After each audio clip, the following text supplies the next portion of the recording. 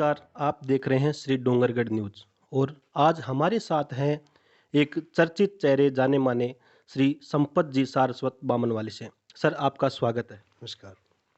Sir सबसे पहले हम आपसे आपके निजी जीवन के बारे में पूछना चाहेंगे। सर आप एक एनजीओ चलाते हैं, उस पर हमें कुछ जानकारी दीजिए। 12 जुलाई 2015 को हमने एक राष्ट्रीय स्तर पर एनजीओ का गठन किया जिसका नाम एससीएल फाउंडेशन है। सारस्वत कम्युनिटी लीग फाउंडेशन के नाम से ये पूरे भारत में कार्यरत है। 13 राज्यों के साथ तकरीबन 4.5 लाख से ज़्यादा सदस्य इसमें जुड़े हुए हैं। शिक्षा, स्वास्थ्य और रोजगार के ऊपर अभी एनजीओ वर्तमान में कार्यरत है। जी सर, अभी श्री डोंगरगढ़ में 5 जनवरी को आंदोलन में आपने ऐसा क्या किया था कि उस आंदोलन में अचानक ही जान आ गई? देखिए, ये जो आंदोलन था ये सनातन धर्म की रक्षा के लिए था और तमाम सनातनी इस आंदोलन का हिस्सा थे। तो किसी एक व्यक्ति को श्रेय देकर उसके बारे में कुछ कहना कहीं ना कहीं आंदोलन के बाद की सफलता को कमजोर करने जैसा है। तो रही बात जान की, तो निश्चित रूप से जितने आयोजक थे और जो सनातन प्रेमी थे उन्हें पहले से तय था कि जब तक प्रशासन को आंख नहीं दिखाई जाएगी, प्रशासन को किसी भी अंजाम से परिचय नहीं कराया जाएगा, तब तक निश्चित रूप से प्रशासन की आंख नहीं खुलेगी।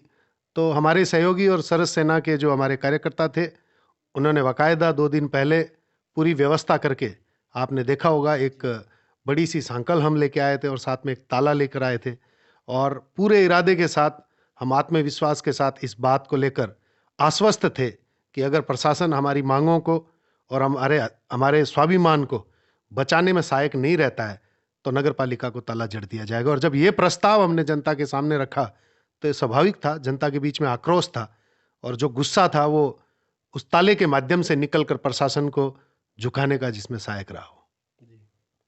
संपत जी, हमारा तीसरा सवाल आपसे यह है कि यहाँ के जो नेता है वो आप पर एक आरोप लगा रहे हैं कि आप अपना क्षेत्र छोड़कर के श्री डूंगरगढ़ की राजनीति उनसे छीनना चाहते हैं। इस तरह का आरोप लगाने वाले शायद परिपक्व नहीं है राजनीति में। उसका एक कारण है कि मैं तो एक सोशल एक्टिविस्ट हूँ, मतलब, और एक जागरूक व्यक्ति का काम कर रहा हूँ और उसका कोई क्षेत्र नहीं होता है। देखा जाए तो हिंदुस्तान के किसी भी राज्य में किसी भी विषय पर जहाँ अत्याचार और अनाचार की मुझे महसूस होता है तो हम बोलते हैं निश्चित रूप से। तो मैं आपके इस चैनल के माध्यम से भी श्री डूंगरगढ़, बीकानेर और हिंदुस्तान के तमाम उन राजनीतिक मंसूबों के ऊपर जिंदा रहने वाले नेताओं से कह देना चाहता हूं कि मेरी तरफ से पूर्ण रूप से आश्वस्त रहें। मैं किसी भी दिन आपके कंपटीशन के अंदर वोट मांगने के लिए आपकी तरह गलियों गलियों में नहीं घूमूंगा। संपत जी, हमारा अगला सवाल आपसे ही रहेगा कि आप आरक्षण का विरोध क्यों करते हो, जबकि सरकार कहती है कि हमने 10% आरक्षण जनरल कैटेगरी को दे रखा है। तो इसमें आप क्या कहेंगे? ये अच्छा सवाल आपने पूछा है, इस पर हम थोड़ा डिटेल में बात करेंगे। मैं आपको इस चैनल के माध्यम से बता दूं कि ना तो मैं आरक्षण का विरोध करता हूं और ना ही मैं ऐसे लोगों का विरोधी रहा हूं जो आरक्षण को ले रहे हैं। मेरा विरोध केवल और केवल इस आरक्षण को जिस प्रकार से डिस्ट्रीब्यूट करने की जो प्रणाली है, इसकी वितरण प्रणाली से मुझे समस्या है। और समस्या भी ये है कि बस इसके ऊपर समीक्षा होनी चाहिए। देश आज़ाद हुआ 1947 में, लोकतांत्रिक रूप से लोकतंत्र का पूरा पुनर्गठन हुआ 1950 में। तब से लेकर अब तक स्थितियां वही है कि जब देश आज़ाद हुआ तब 5% दलित जो थे वो शोषित, वंचित और पीड़ित नहीं थे। 95% जो दलित थे वो शोषित थे, वंचित थे, पीड़ित थे। लेकिन आज आज़ादी के 75 वर्ष बाद भी स्थितियां ये है कि जो दलित उस टाइम दलित नहीं थे वो बेशुमार अरबों की संपत्ति लेकर हमारे ही आसपास, हमारे ही जिले और हमारे ही तहसील में आपको देखने को मिल जाएंगे, भले ही वो मंत्री क्यों ना हो। उनसे आज की डेट में जो है वो आरक्षण छूट नहीं रहा है और ना ही वो क्रीमी लेयर जैसी प्रणाली के पक्षधर रहे हैं। मुझे समस्या उन लोगों से है कि जो खुद आज भी 75 वर्ष बाद भी संपन्न हो गए, पढ़ लिख लिए, अच्छे घर में उन्होंने जन्म लिया, जन्म लेने के बाद शिक्षा ग्रहण की, शिक्षा ग्रहण करते टाइम उन्होंने आरक्षण का इस्तेमाल किया, अपने जीवन यापन के लिए उन्होंने आरक्षण का इस्तेमाल किया, फिर जब सरकारी नौकरी लगने के लिए उन्होंने आरक्षण का इस्तेमाल किया, फिर उस आरक्षण से उन्होंने उस नौकरी से वीआरएस लेकर जब नेतागिरी चमकाने आए, राजनीति चमकाने आए, तब भी उन्होंने आरक्षण का इस्तेमाल किया। और आज भी उनसे आरक्षण छूट नहीं रहा है, आज भी वो क्रीमी लेयर का पक्ष नहीं ले रहे हैं। इस व्यवस्था से दिक्कत है, और वो दिक्कत इसलिए है कि जब तक आप हटोगे नहीं, आपकी जगह दूसरा दलित नहीं आएगा। जब तक आप रिजर्व सीट से लोकसभा या विधानसभा जाना बंद नहीं करोगे, तब तक आपका ही कोई दूसरा भाई दलित जो है, हमारा ही कोई दूसरा भाई जो दलित है, उसको विधानसभा या लोकसभा जाने का मौका नहीं मिलेगा। फिर तो वही हो गया कि जो दलित 1947 में अमीर था वो और ज्यादा अमीर हो गया, और 1950 में जो दलित गरीब था वो आज और ज्यादा गरीब हो गया। इस व्यवस्था के ऊपर चोट करने की जरूरत है। इस व्यवस्था प्रणाली से मुझे दिक्कत है, आरक्षण से मुझे कोई दिक्कत नहीं है। संपत जी, हमारा अंत में आपसे यही सवाल है कि आप कैसे भारत की कल्पना करते हो? हिंदुस्तान के अंदर आप देखने जाएंगे तो भिन्न भिन्न प्रकार की जातियां, भिन्न भिन्न प्रकार के लोग, भिन्न भिन्न प्रकार के धर्म, अलग अलग त्योहार, और ना जाने किस तरह का एक सुंदर सा स्वरूप पूरे हिंदुस्तान में आपको देखने को मिलेगा। परंतु आज़ादी के 75 वर्ष बाद भी कहीं ना कहीं अगर विचारों में कोई बदलाव आया है तो वो केवल और केवल इस बात का है कि मानवता पूर्णतया मर चुकी है। और मानवता किस तरह से मरी है, ये आप अपराध की श्रेणी से चले जाइए या व्यवस्था पालन और न्यायपालिका के माध्यम से चले जाइए, आपको इस हिंदुस्तान के अंदर बहुत सारी चीजें देखने को मिलेगी जो भले ही मैं बेबाक होकर अभी कह दूं, लेकिन मुझे पता है कि उसका कोई असर पड़ने वाला नहीं है। परंतु एक अगर अच्छे हिंदुस्तान की हम कल्पना करें तो मैं चाहता हूं, इस चैनल के माध्यम से भी मैं बताना चाहता हूं कि जब हम एयरपोर्ट पे जाते हैं, जब हम पेट्रोल पंप पे पेट्रोल भराने के लिए जाते हैं, तब वहां पर हम देखते हैं कि एक प्रधानमंत्री जी का एक बड़ा सा हंसते हुए चेहरे का एक फोटो लगा होता है, और उस फोटो के पास में वो क्या करते हैं कि एक अबला नारी जो चूल्हे के पास बैठी है उसकी एक फोटो अमूमन आपने देखी होगी कि फोटो लगी रहती है, और फिर वो ऐसे बड़े बड़े अक्षरों में लिखा रहता है, आपने गैस सब्सिडी छोड़ी इसलिए इनका चूल्हा जला।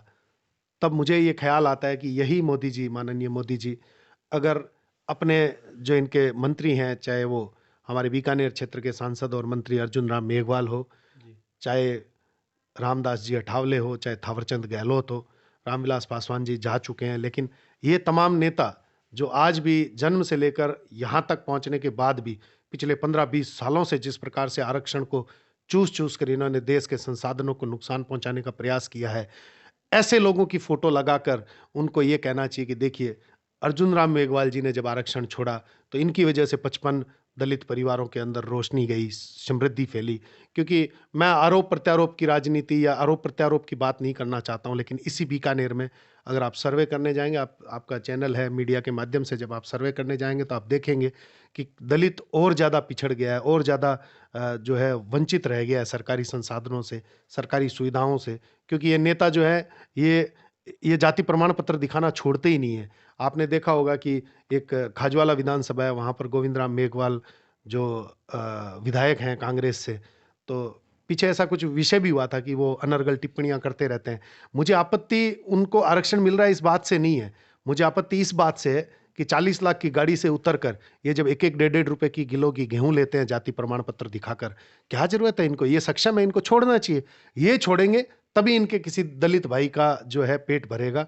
और इस तरह की व्यवस्था कब लागू हो सकती है? जब आप क्रीमी लेयर को लागू कर दो, और क्रीमी लेयर लागू होगा तब हिंदुस्तान का प्रत्येक दलित जो है उस तक खाने की चीजें पहुंचेगी, उस तक दैनिक जीवन यापन के संसाधन पहुंचेंगे।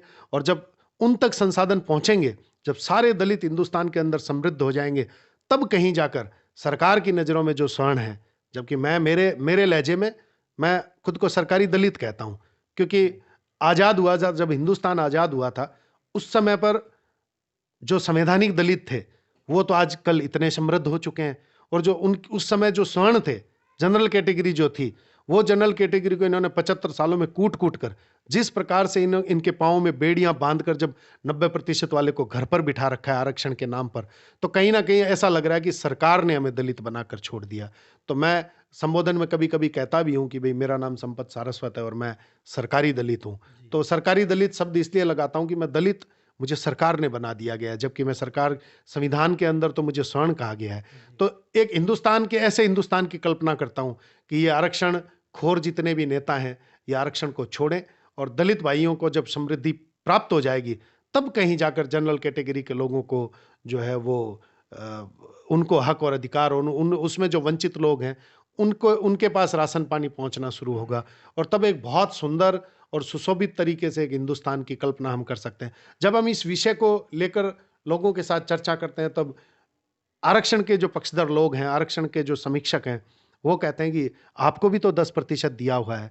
तो मैं इस आपके चैनल के माध्यम से कह देना चाहता हूं कि जैसे हमने 2 टोकरियां रखी, और दोनों टोकरी के अंदर एक टोकरी रखी और उस एक टोकरी में हमने 10 सेव रख दिए, और फिर एक टोकरी में से 5 सेव उठाकर हमने एक दूसरी टोकरी में रख दिए और कह दिया कि ये जो है वो रिजर्वेशन है, इस 5 सेव को आप छू नहीं सकते, और ये बाकी के जो 5 सेव है ये स्वर्ण जाति के लिए हैं। उसमें से भी आपने एक तीसरी टोकरी मंगाकर उस 5 में से एक सेव निकाल कर एक अलग टोकरी में रख दिया और कह दिया कि ये ईडब्ल्यूएस जो 10% का जो आरक्षण अभी जनरल समुदाय को दिया है वो है, और 4 में से आप बाकी ले लो। तो मैं ये कहना चाहता हूं कि फिर हमारे 5 में से ही आपको एक सेव देना था, तो फिर देने की जरूरत क्या थी, हम हमारे हिसाब से बांट कर खा लेते। लेकिन ऐसा हुआ नहीं है।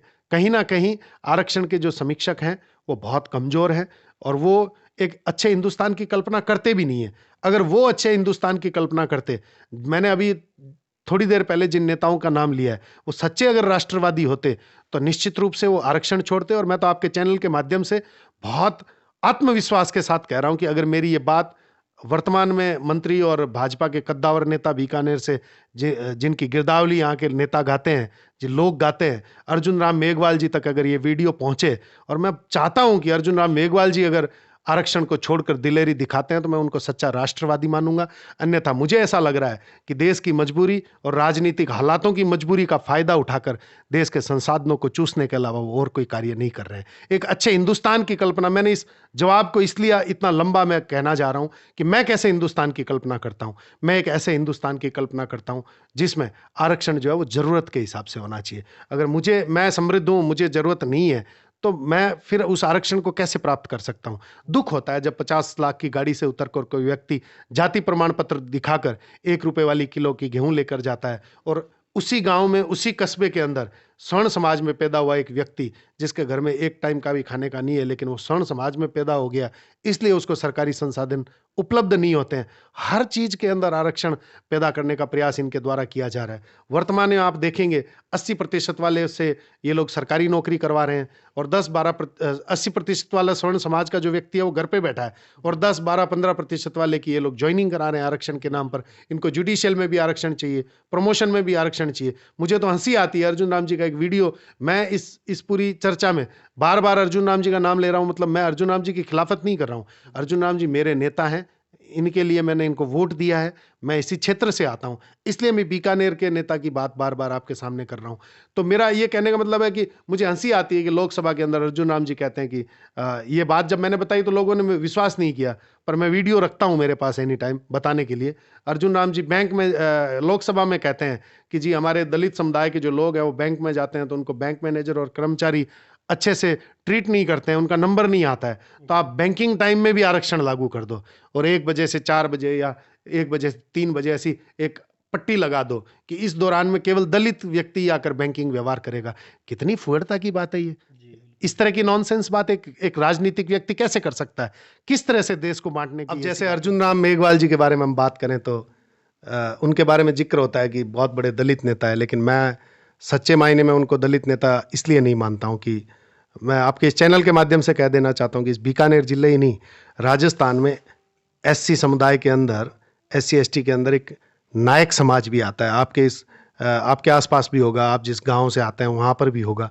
तो 75 साल की आज़ादी में अर्जुन राम मेघवाल जी ने भले ही SC ST के नाम की राजनीति की होगी इन 15-20 सालों में, लेकिन उन्होंने केवल भला किया मेघवालों का। क्योंकि आप अपने गांव में, जिस क्षेत्र से आप आते हैं, मेरी इस चर्चा के बाद आप अपने क्षेत्र के अंदर जो नायक समाज के घर हैं, नायक समाज के जो लोग हैं, उनको आप पूछिएगा कि आपको आरक्षण का क्या फ़ायदा मिला। और मैं बड़े दुखी हृदय से, खेद के साथ आपको बता देना चाहता हूं, अगर उनको नहीं मिले, आपको नहीं मिले, तो मैं ऐसे आपको जगह बताऊंगा, ऐसे गांव बताऊंगा जहां पर आप जाइए।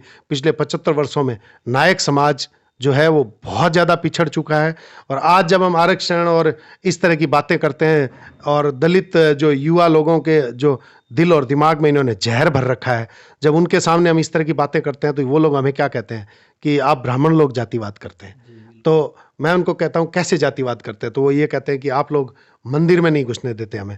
मैं आपको बता देना चाहता हूँ इस चर्चा के माध्यम से कि जैसे आपके गाँव में जो मंदिर है, मुझे आप बताइए कि किसी दिन क्या मंदिर के अंदर गर्भगृह में आपने प्रवेश किया है? नहीं किया। क्यों नहीं किया? क्योंकि आप वैदिक नहीं है, शास्त्रार्थ नहीं है। और शास्त्रार्थ और वैदिक अगर आप हैं तो आपको गर्भगृह से जाने से कोई नहीं रोक सकता। जब हम नहीं जा सकते जनरल में और ब्राह्मण समुदाय में पैदा होने के बाद भी गर्भगृह में, तो हम उन्हें कैसे जाने दे सकते हैं? और रही बात, मंदिर के आगे कहीं नहीं लिखा हुआ है कि आप मंदिर का प्रसाद नहीं ले सकते, मंदिर में दर्शन नहीं कर सकते। तो ये सारी जो भ्रांतियां हैं वो लोगों में फैलाने के पीछे इनका कारण एक ही है कि ब्राह्मण जातिवाद करता है, और इस प्रकार से ब्राह्मणवाद को एक अलग संदेश देकर ये लोग केवल और केवल जातिवाद के भ्रम फैलाना चाहते हैं। इस कड़ी में ही जब मैं आपको अगली बात बताऊं तो ये कहते हैं कि अगर आप जातिवाद नहीं मानते हो तो हमारे साथ रोटी बेटी का व्यवहार करो। इस विषय को मैं बहुत गंभीरता से आपको बताना चाहता हूं कि ये कहते हैं कि रोटी बेटी का व्यवहार करो। अब मैं आपको बता दूं कि रोटी बेटी का व्यवहार होना ही सामंतवाद है क्या? रोटी बेटी के व्यवहार हो जाने से ही क्या देश खुशहाल हो जाएगा? और अगर रोटी बेटी के व्यवहार से देश खुशहाल हो जाएगा तो मैं ऐसे तमाम दलित नेताओं से पूछना चाहता हूं कि SC ST के अंदर 13 जातियां आती है, लेकिन 5 से ज्यादा जातियों के अंदर ये लोग पानी नहीं पीते हैं। आप रोटी बेटी तो छोड़िए, पानी नहीं पीते हैं। अगर अर्जुन राम जी मेघवाल हैं तो अर्जुन राम जी किसी सेंसी रेगर थोरी के घर पे पानी नहीं पिएंगे, बेटी तो बहुत दूर की बात हो गई। और अगर असल में सच्चे मायने में अगर जातिवाद को खत्म करना चाहते हैं तो मैं इस चैनल के माध्यम से बीकानेर के सांसद और वर्तमान में मंत्री अर्जुन राम जी को आमंत्रित करना चाहता हूं कि अपने क्षेत्र के किसी भी गांव में सेंसी थोरी और रेगर के घर पे भोजन करें। मैं संपत सारस्वत उनके साथ थाली में बैठकर खाना खाऊंगा। हमारा तो धर्म भ्रष्ट होगा ही, लेकिन असल जातिवाद मिटाने के लिए मंत्री जी भी खूब सहायक हो जाएंगे। लेकिन मुझे पूरा भरोसा है, पिछले 4-5 साल से मैं ये बात कह रहा हूं, लेकिन मंत्री जी की तरफ से कोई भी प्रकार का आमंत्रण मेरे पास नहीं है। इन सब चीजों पर जिस दिन लगाम लगेगी, इन सब चीजों पर नरेंद्र मोदी और वर्तमान की जो केंद्र सरकार है, मुझे पूरा भरोसा है कि वर्तमान की जो केंद्र सरकार है वो निश्चित रूप से आरक्षण का कोई ना कोई तोड़ लेकर आएगी। धारा 370, राम मंदिर या ऐसे तमाम विषयों पर जो जटिल थे, जो दिखने में बहुत तकलीफ दे थे, ऐसे मसलों का चुटकी भर में जिस तरह से सॉल्यूशन आया, मैं पूरी उम्मीद करता हूं कि वर्तमान की नरेंद्र मोदी सरकार बहुत जल्द आरक्षण के ऊपर भी इस तरह की कोई व्यवस्था लेकर आएगी। और जिस दिन आरक्षण हटेगा ना, आप याद रखिएगा, कहीं ना कहीं वो एक समृद्ध भारत की तरफ एक अनूठा कदम जो है उस समय की सरकार का रहेगा। चर्चा करने में हम बहुत लंबी बातें कर सकते हैं, बहुत कुछ कह सकते हैं, लेकिन मैं एक ही बात कहना चाहता हूं कि एक सच्चे हिंदुस्तानी को, एक सच्चे राष्ट्रवादी को अगर इस देश में रहकर उसके संसाधनों के ऊपर हक और अधिकार में भेदभाव रखा जाएगा तो हम उस देश को कभी भी खुशहाल नहीं कह सकते। जी, तो बहुत बहुत धन्यवाद सर आपका, जो आपने अपना कीमती समय हमारे चैनल को दिया। सर बहुत बहुत धन्यवाद। बहुत बहुत शुभकामनाएं आपके चैनल को, और आपके भी उज्जवल भविष्य की मंगल कामना करता हूं। धन्यवाद। तो दोस्तों, आज की हमारी चर्चा संपत जी सारस्वत बामनवाली के साथ थी। तो इनकी चर्चा और इनके जो जवाब थे वो आपको कैसे लगे, ये आप हमें कमेंट करके ज़रूर बताएं।